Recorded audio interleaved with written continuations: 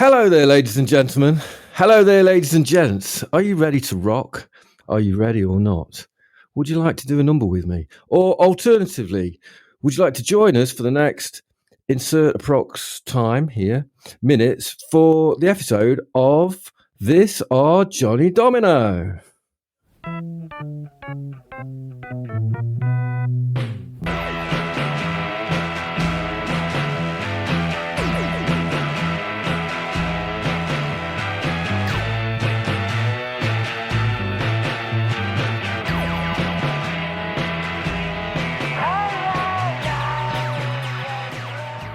Welcome, one and all. I'm Giles, and I am Steve. And we are two brothers, and we are not dancing like nobody's watching. We're podcasting like someone's listening. And our podcast is for people who probably used to be in a band, I imagine. Or maybe they're gonna be in a band. Ooh. We're talking to the future. Yeah. That's exciting. I think the demographic is mostly people our age who've been in bands and have done similar things as us, recording music at home, trying to get a record label, be interested in them. All that kind of gubbing. All that kind of stuff. Chucking stuff down the pipe of music history. Summarise it, Steve. Summarise it.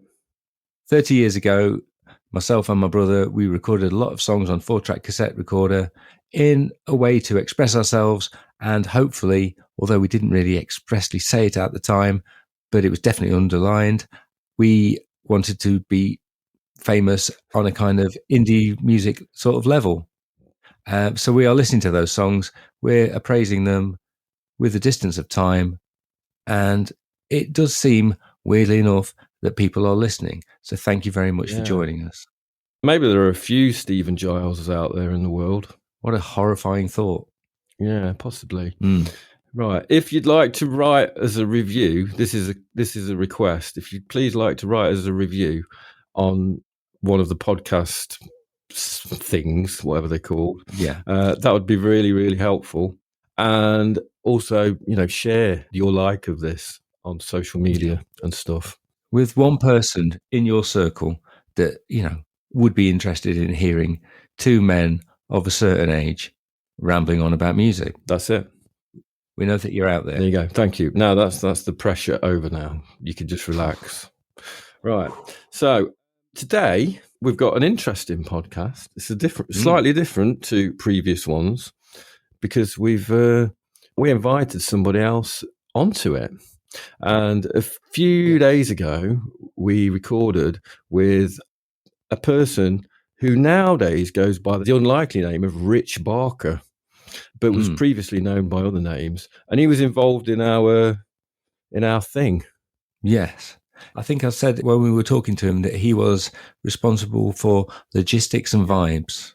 Dick, as he was known then, was genuinely one of the funniest people I've ever met. He still is. Still is funny, yeah. I'm just saying, but at that time, he was just so funny.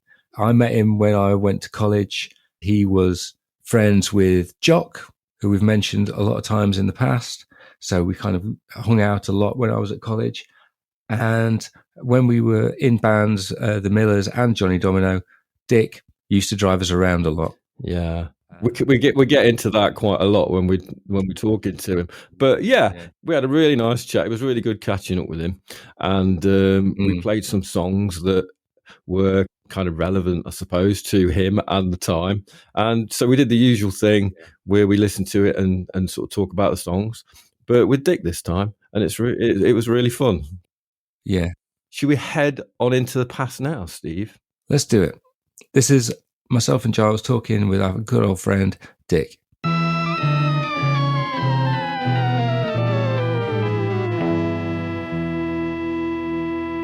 So here we are. It's Saturday afternoon, and we have our guest with us. And the first question we've got to ask really is, what do we call you? I think it's got to be Dick, hasn't it? Really? Yeah, you're a man of many names. Or you used to be. Anyway, let's think of some of them. I think there was Spoon. Spoon? That was prior to college, wasn't it? That was a school name. No, that was a college thing. Jock made that up. Yeah, Jock and I failed maths, and we had to retake GCSE maths, and we didn't really pay a lot of attention in that either. And Jock suddenly made that up one day, started calling me Spoon. I like that name. That's a nice one. So we've got that. We've got Spoon, right? Yeah. And then obviously backwards, that's Noops, and that was another one. Noops. Yeah. It became Noops more often than it became Spoon. I think. Yeah. And then obviously the name you were given at birth is Richard, which Steve always used to say whenever he called up my mum and dad to see if I was in. Yeah, but that's the thing. You can't ask your parents, is Dick there? Because your dad didn't like it. He didn't like it at all. No. So we knew you was Dick. And then there's the Dickie Rock. Dickie Rock. Of course, yeah. My alter ego. And you've called yourself on this recording Tricky Dickie. Yeah. Which is what our dad calls you. It's what your dad used to call me, wasn't it? So he still goes on about your poetry. Oh, my poetry. Any more names before we move? Have we gone through them all? I think that's got to be it. All right, we'll go with Dick though, right? Yeah. Okay, good. So basically, in terms of the Johnny Domino experience, what kind of role did you play in our organisation? I guess I'd likely mainly just provided transport. I think I was sort of mainly just the man in the Land Rover who took it. Now I'm kidding. Well, I'm not kidding. I think you're underselling yourself. I think you were playing a much larger role in it than just transport. But yes, that was important. You were the only person with a big enough vehicle. That was true. I don't know. I was around a lot, and you had a great ability to drive when not entirely compos mentis. Yeah, God. Yeah. Yes. Yeah, you take some risks. You take some risks, don't you, when you're younger? That you just you look back on it and you think, really, you don't do that anymore, then. Of course, I don't do that anymore. I've got a job. I've got a mortgage. I've got professional registration. Yeah. I don't want to lose any of those things because then wife will leave me and take the dog. Yeah. Back in the day, you were very much vibes and logistics. Yeah. Vibes. I think you were definitely a vibes. You know, obviously drive to various gigs, and some of them, like the one in Leeds that we talked about in the previous episode, that was a bit of a downer. But having you around, did that cheer you up? Of course it did. I don't remember that being a bad gig particularly. I don't either. I think you're constantly saying that this gig in particular was a terrible gig. I actually don't remember any gigs that were bad. You normally had some kind of audience of some sort, and I don't remember any of them where nobody booed or threw things at you. They were always reasonably well. I always thought reasonably good gigs. Exactly. Yeah. I mean, I think that we may have got a little bit of not disdain, but perhaps people just ignored us. But that was the worst, I think, really. Yeah. That we can handle. Yeah, we can handle that. Yeah. I just have this abiding memory of Steve every time you finished a gig, sort of coming towards the table where I was sitting and going, "Was that all right?" Exactly. Vibes and logistics. Yeah. And a bit of, massive, look, we have egos. Yeah. We can be all, we don't really mind, it's cool, we're just having fun. We want people to like us. And that's just. Yeah, but, I mean, I really don't remember you being egotistical, but there was a kind of, I want people to like the music. We put the effort in. Come on, show up and listen. Yeah, exactly. Yeah. Cool. Right, we've got a song to play, and this is one that you're on. This is Johnny Domino's alter ego, Jimmy Dorito, and this is a song called Reap the Wind. And my question to both of you really is, how do you reap the wind? Is that essential to understanding the song? I don't know. I think this is from the first batch of Jimmy Dorito songs. So all we did, we wrote a list of song titles. And to be honest, Giles, I'm going to throw that back at you because I think this is one that you wrote. You wrote the title Reap the Wind. Yeah. And then that is what the song became. Yeah. And I'll throw another question back to you. How does Reaping the Wind relate to catching the number 15 bus from Ilkeston to Old Sawley? Well, I have a theory, but I'm not going to go into it at the moment. What I'm going to throw back at you, though, is that yes, I did write the title, but then you and Dick grabbed a hold of that title so tightly, and then you ran with it. You ran with that title. Yeah, we really did. And you took that title all the way home. We did. And it's a beautiful thing. Shall I play this thing then? Go for it. I've not heard this for 30 years.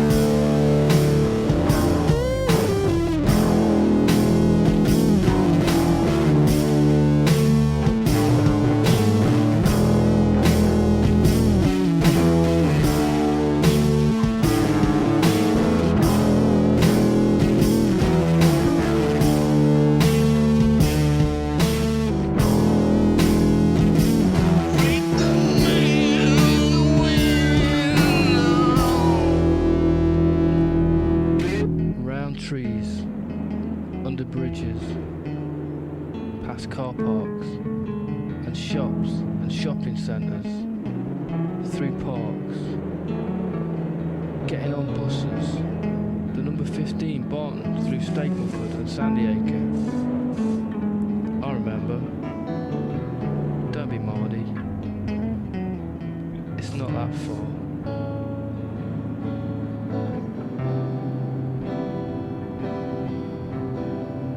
It's not that far.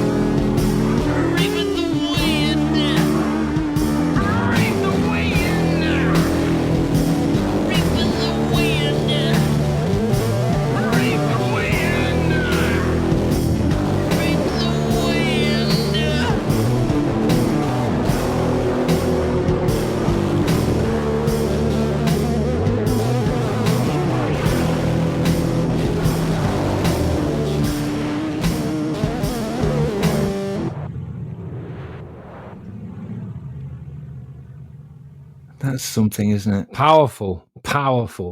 In terms of my analysis of the lyrics, I think reap in the wind, now looking back at it, I think it is about moving quickly. It's harnessing the wind, isn't Harnessing the wind, it's like going fast, right? Yeah. Unlike the Barton bus. Unlike the Barton bus going through Sandiacre. Yeah. And Sorley. When did we record that? That is from sometime in 1996. So that's 27 years ago. Mm.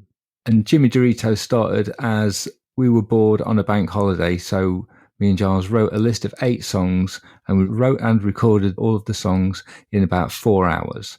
But this one took a bit longer because we knew that we wanted you to say the title over and over again, Dick. And because of that, we didn't do the vocals until a bit later, but it was all done on one day. I love it. Didn't we also have a joke band, a similar sort of time, that was a bit similar? Ringworm. Do you remember Ringworm? Of course I do. We're not going to be playing any Ringworm. I know. Your career is safe, don't worry. I'm grateful for that. for many reasons, as I've just remembered one of the songs. Yes. Ringworm had a similar vibe to that, didn't it? They had a similar vibe. Mm. They had a similar vibe. But with slightly more Rudeness. controversial lyrics. Controversial is a good word for it. We have mentioned Twat's Garden before. Yeah. So Ringworm grew Yeah. grew in quotation marks. Can you not tell us one Ringworm song title? Just one. Well, there was There's one about going down to LA. Yeah, there is. Oh gosh, yeah, I forgot about that. Lemon Pie Girl. Lemon Pie Girl. Yeah. Lemon Pie Girl was one. I don't. Yeah. All I remember is that cover version that we did that we probably best not mention. What, Dead Rings for Love? No, that was great. We did another cover version though, didn't we? I don't know. Didn't we do one about Edelweiss? No, we didn't. We didn't. You see, that's a great idea, though. We didn't do that. I thought we did. No, that's the sort of thing you would have made a joke about. I'm reading between the lines there. Maybe I dreamt that. Maybe that's just a. That's not a recording we did. There was a whole load of songs about a character called the Ringmaster. There was, yeah. The Ringmaster song suite, and then Dead Rings for Love, and then we did. Dead Rings for Love was good. We also did one about the Vikings, which left the audience and the band itself wanting less. That's often the case, really. Yeah. Can you just do it one more time for old time's sake? Come on, I think you can do it. Let's have it again. Go on, Reap the Wind. Yeah, go on, and then Steve can do his bit. Go on. Reap the Wind. Reaping the wind. That's it. That's what I'm talking about. It's lost something in the age, I think. You think? Oh, Yeah. I thought it's still pretty good. I was smoking back then, and my voice was much huskier. We all were. We'd all just sit in the back of the landy and smoke, or sit in the pub and smoke, and then go home and not expect our mums to realise that we were smoking so much. Oh, we did stink. Oh, God, yeah. Stinky boys. Stinky boys. Stank. Yeah. Cloud of fog. Yeah. Anyway, we've got another song coming up, and this is the one actually about you. This is about when you went to America for a year of your degree. Yeah. And it's a really beautiful song about how much we're going to miss our friend. But the way that it's put across, it does sound like we're going to miss you because you drive us everywhere and we're not going to be able to go anywhere for a year. Yeah, that's the gist of it, isn't it? Really, it's like we're really missing our friend, but it's mainly because we haven't got any transport anymore. But Johnny Domino kind of started around that time, didn't it? So maybe I did you guys a favour. Well, Yeah, by true. By going away and giving you the time to. Yeah, that's one. I'm going to look at it like that. Tell us where you went. I went to rural Kentucky. Why? Well, I asked myself that question. So it's the second year of my degree. Why Kentucky? I don't know. I later found out I could have gone to Chicago, which probably would have been much better. Yeah. But I was already in Kentucky by that point. And did anything good happen there? It was all right. Yeah. It was. I think I went expecting it to be a bit like a David Lynch film. We've been watching a lot of Blue Velvet and Twin Peaks at that time, and it was nothing like that. No, it was just a bunch of people listening to Billy Ray Cyrus and talking about God. Was it a bit like Ilkeston, but with cowboy hats? Yeah. Actually, bizarrely, it was a bit like Ilkeston, except it was a dry county, so nobody could drink. So in that respect, it wasn't like Ilkeston. Not at all like Ilkeston in that respect. Not at all like Ilkeston. But it was a good year. I enjoyed it. Cool. You brought back a girlfriend, I believe, from your time. Yeah, the English accent, eh?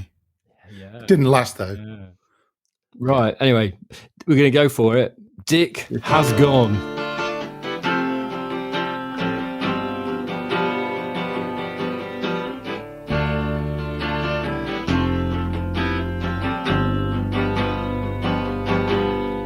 It's like we were at a party.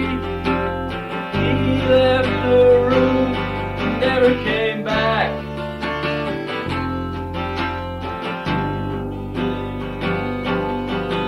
I've never been to the place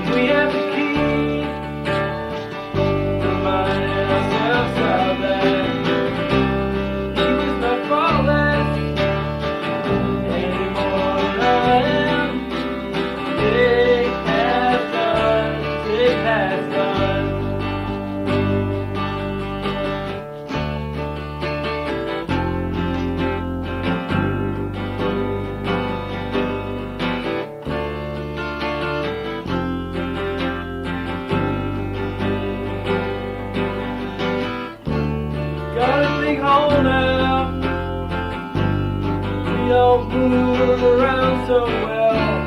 Now that he's gone, hardly move around at all.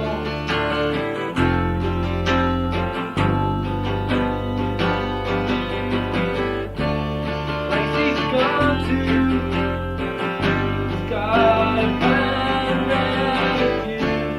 More of everything, it's old and new.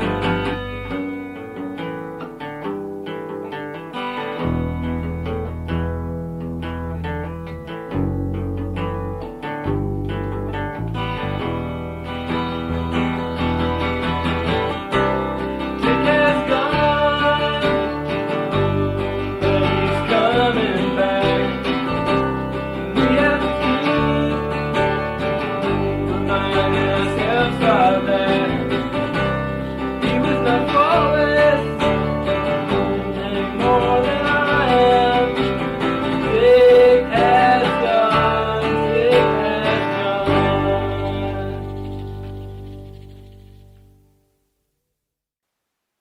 We're going to miss that car. Wow. Wow, we're going to miss that car. I'm quite moved. I'm having an emotional moment. Yeah. Did you miss us while you were away in Yeah, I in did. Louisville? Yeah, it did. It was really weird. Hmm. It's a long time to be away, isn't it, at that age as well? I came back at Christmas. Yeah, I yeah. remember, which is a bit weird. Because you had a girlfriend in the first half of the year. I really played on the English accent. It was like it was that me is a and good thing. Charlie. Charlie was the other English guy, and that was 12,000 Americans. It was But then when you went back after Christmas is when you brought another one home. adapted. Did you have a more enhanced English accent? Oh, yeah. Could you do this version of yeah. it now? Oh, What? oh. Go on. Not really, because Was it just like your regular talking? I think I one? probably had my regular Ilkeston sort of accent. I bet you went posh. I bet I you probably went did posh. go a bit. I probably did go a bit posh. I used hello, how are you? I think you'd be more James Bond, like Roger Moore. Roger Moore. Hello. No, I don't think it was like that. But I used to embellish things. I used to tell them that the Queen had everybody round for garden parties, and everybody got to go, and that we'd all met the Queen, and things like that. Yeah. They lapped it up. They put the internet for them to fact check you. That's terrible. No, absolutely. You manipulated people basically. Well, I embellished. Yeah. Well, as the song says, you're not faultless, are you? Well, no, none of us are. What do you think about that song, Steve? Anything you want to say about that one? It just makes me laugh because we're obviously mining the Uncle Tupelo vein quite a lot. Yeah, massively. That sort of thing. But again, it's just the whole idea that we're going to miss our friend because how are we going to get anywhere? Just How can we get to the bless? Yeah. Now, one of the things you did when you were in Kentucky is you got Johnny Domino their first radio play. How did that happen? I did indeed. When I got there, I didn't really know anybody, and those people who know me will know that I'm socially incompetent at the best of times. So I was sort of looking around for someone to talk to, and there was this guy who got like a Dinosaur Jr. t-shirt on. Cool. And which kind of reminded me of when I first met you, Steve. Yeah, I think you probably got Sonic Youth t-shirt on or something. Probably. That was the code, wasn't it? It was the code. You wear a t-shirt so people can come and talk to you. Yeah. So we got talking, we became mates. And he used to do this late night indie sort of show on the local college radio for the university. And it was part of the kind of wider college network system, I think. But most of the time, what they played on that was just, Billy Ray Cyrus and Pearl Jam and things like that. But you must have given me a tape, and I'm not quite sure when you gave me the tape. I think it was when I came back at Christmas. Must have been, yeah. And in fact, you've helped me with my memory, and it was Potential Bong was a song.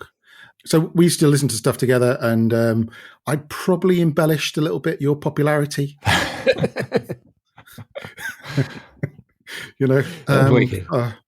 So I think he thought that you were the kind of new thing that was happening in the UK at the time.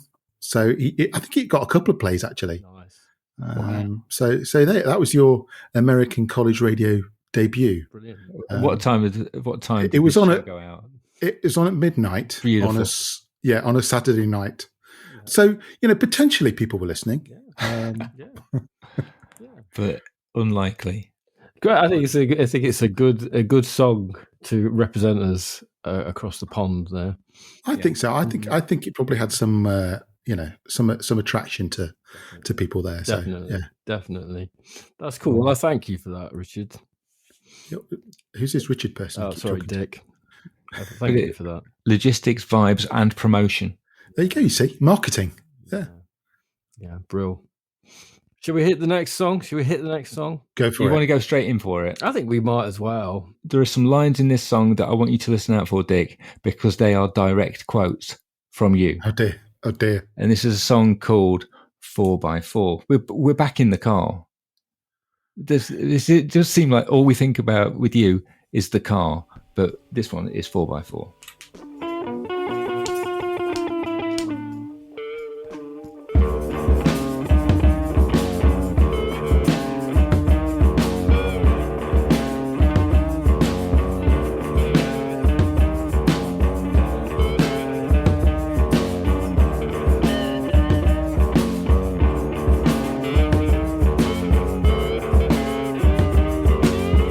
You can never take a vehicle away from me. There is nothing around for a while, and it doesn't smell the same. I wrote a song in my head last night, and it sounded alright. I wrote a song in my head last night, and it sounded alright. I am keeping a bright on a snow, the biggest deal you ever made. So get it right.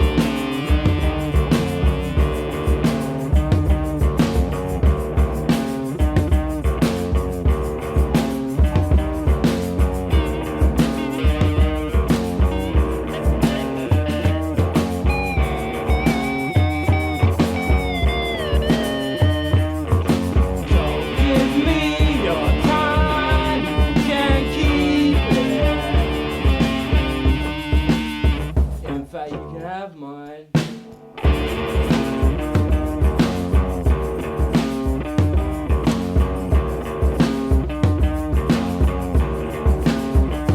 She never cried over me. She never cried over me. She never cried over me. She never cried over me.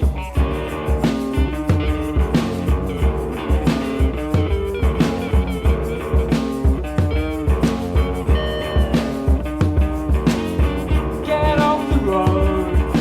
I've got place to be.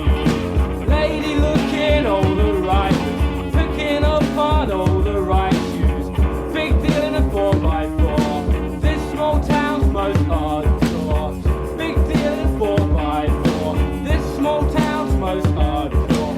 I am keeping a bright on a slow business. The biggest deal you ever made. So get it right. So get it right. So get it right.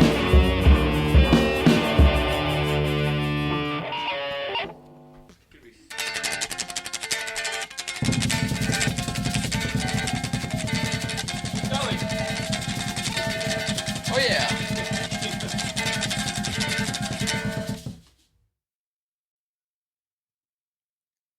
Get off the road. I've got pigs to feed. There's something about lady looking as well, I think. Lady looking all the right moves. Yes. I forgot about that little bit at the end. Yeah. That little weird bit of strumming.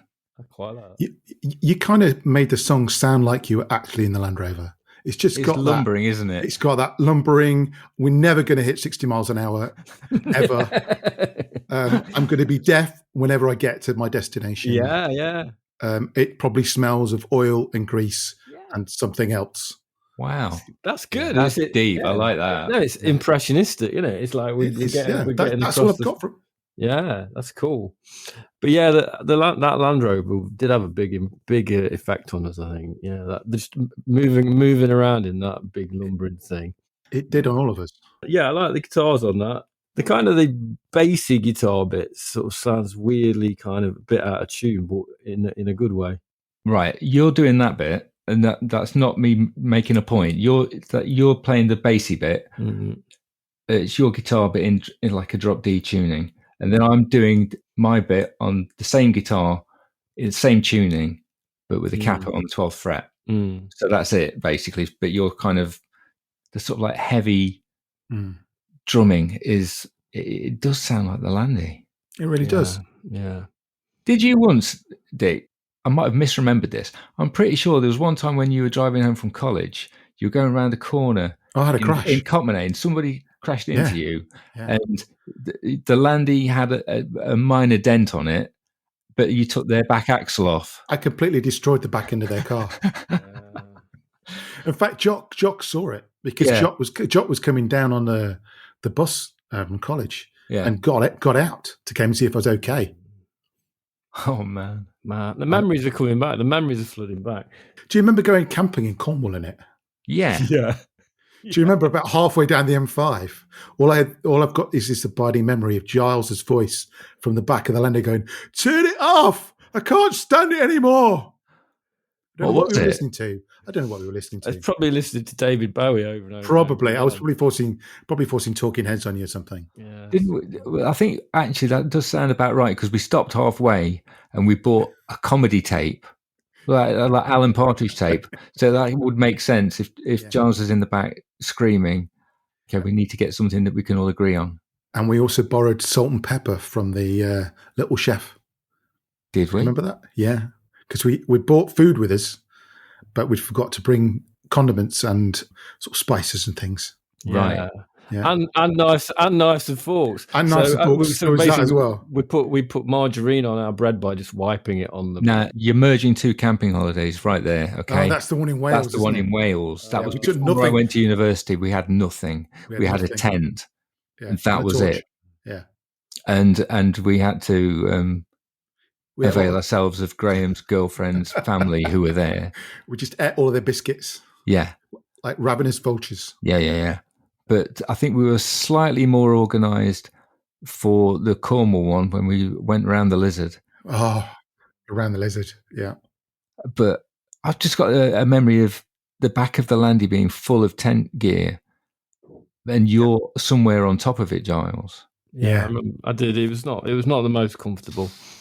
I mean, it was a journey as well. No, it was the most comfortable vehicle anyway ever. No. But do you know I've still got one? I have built one.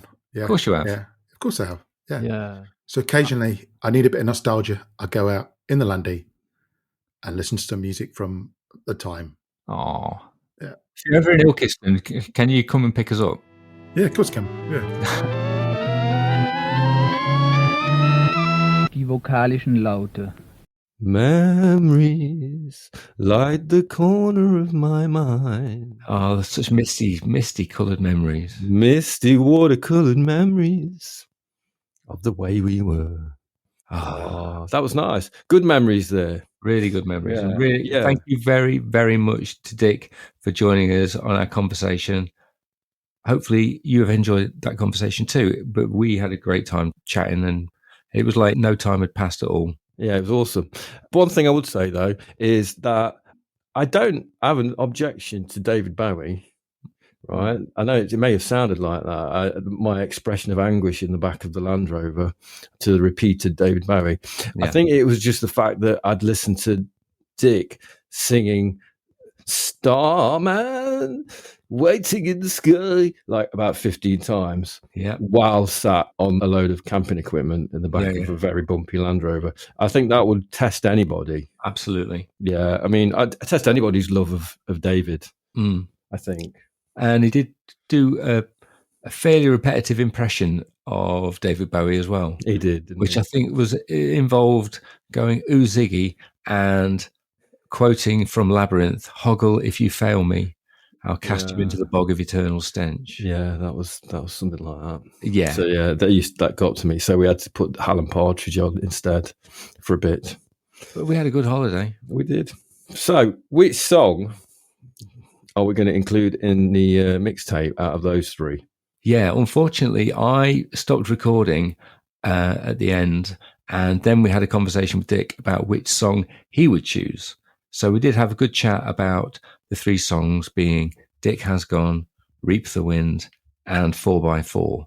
And his selection would be 4x4, even though it was kind of a tangent. It was, what's the word? Tangential? Tangential. Tangential. Is that right? Tangential. I'm going to say, even though it was Tangential. This is Sunday morning, and my English degree is kind of fading It's into letting you down, isn't it? Letting you down, man. Yeah. Even though it was sideways Yeah. to his relationship to our music, Mm. and it was a song that he'd never heard before, I think he really liked the fact that 4x4 mirrored the sound of being in a Land Rover.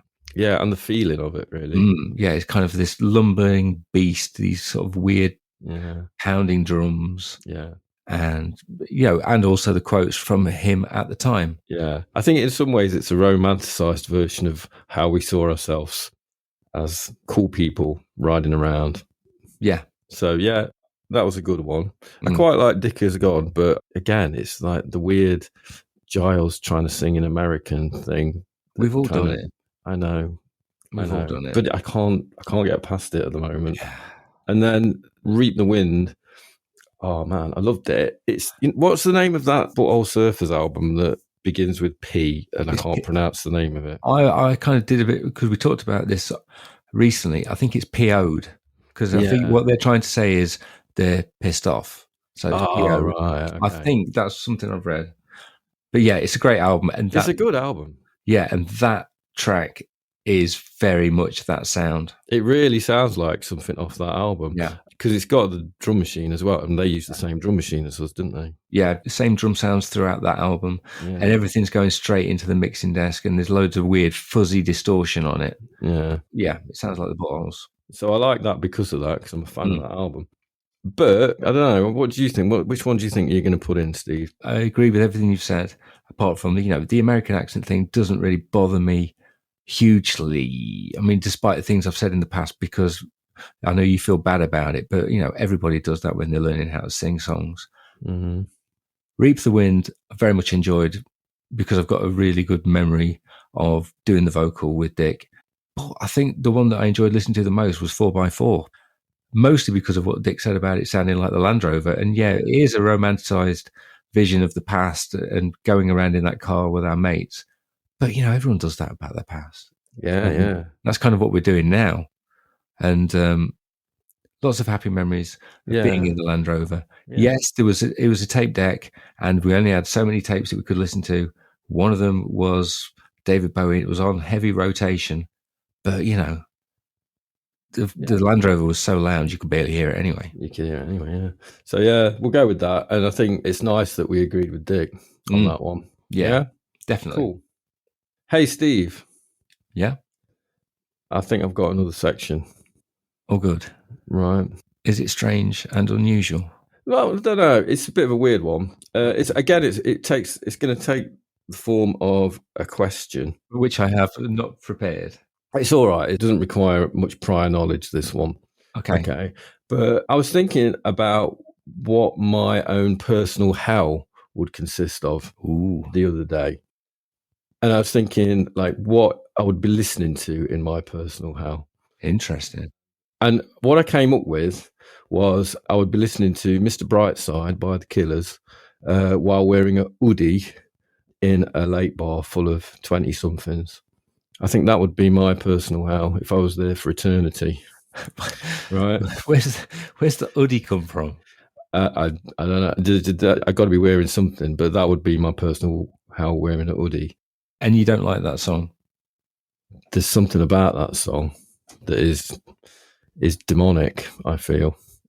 Right? I've got a slightly different response to that song because go on. I went to a wedding party for some friends of ours, and the whole room just knew every word to it. Yeah. And they were just jumping up and down and feeling it. Yeah. And since then, I can't say I hate it. I really can't say I hate it, but that's like a personal thing. Yeah, no. In the late bar of My Personal Hell, everybody knows the song. And Right, loves okay. it. Everybody loves it. You know. To be fair, I wasn't wearing an hoodie at the wedding. Yeah, I think the hoodie's important. The hoodie's important. But then, and then I thought about what my personal heaven would be. Interesting. And at the moment, my personal heaven would be listening to the I, Jonathan album by the wonderful Jonathan Richman. Yeah. While in my dressing gown, not an hoodie, and I would be eating scrambled eggs on toast For eternity. on a pedalo. Hang on. Where did I was kind of with you up to a point, but the pedalo kind of threw me a little bit. There you go. Interesting. Yeah. I'm assuming that my input is no longer required in this section either. Well, no, that was it really. That was my reflection on heaven and hell this week. I thought we kind of went a bit like thought for the day with that. It's nice. That's it. That's the end. Thank you very much for listening. It's been very enjoyable. And we'll see you again soon, hopefully. Yes. And as we have said in a previous episode, if you've got any cassettes of music that you recorded in your younger days that are gathering dust under your bed, this is a safe space for us to share and critique them. Ideally, what we're looking for is something that was recorded on a tape deck shoved in the middle of a room by children. But it could be just a demo, like a rough demo or something. Or the thing is, I shared Hot Sec Mama, which was, exposing for me. And I would like other people to join me in that, like sharing recordings of their prepubescent selves. Yeah. Or appropriate songs. I'm going to expand that. I'd say any 4-track recording from the past as well that you've done that you feel like you kind of want to maybe get off your chest. Get it off your chest, almost like an exorcism. And plans are afoot, right? This is going to become something because you're going to speak it as well. It will have to happen.